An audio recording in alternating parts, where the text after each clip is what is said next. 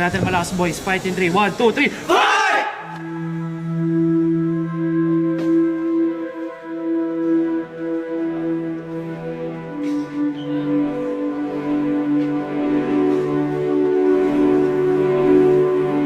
Take for granted pala yung fact na nandito tayo sa top 8. Again, yes, marami na tayo naging championships, pero kasi every tournament, every liga, iba eh.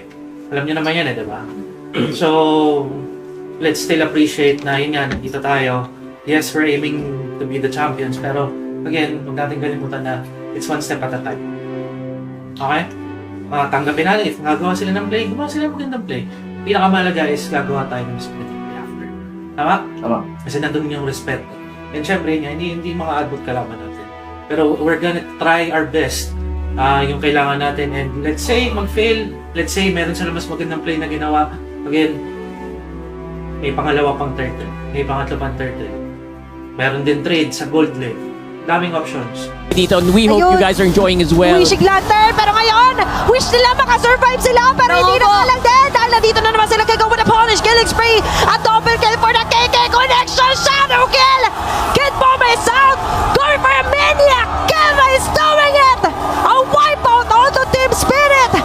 And this is it na talaga! Kumpletong 5 mamarcha sa base ng Team Spirit!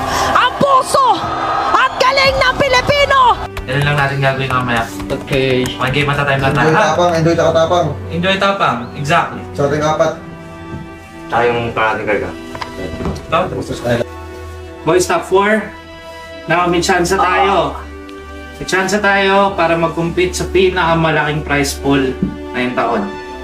Not to put too much pressure, pero yan yung realidad. Para umabot tayo doon, kailangan na natin magtulungan. Kaya? Kaya! Kaya boys, laban lang tayo simula umpisa hanggang matapos. Tama? Tama. Wala tayong pakialam kung sinong lamang. Gagawa tayo ng play simula umpisa hanggang matapos, okay? Okay.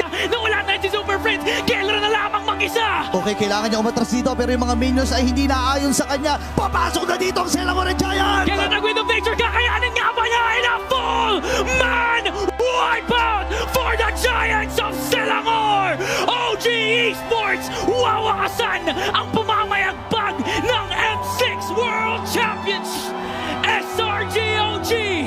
Again, gusto ko lang din mag-thank you sa inyong lahat na ngayon nga.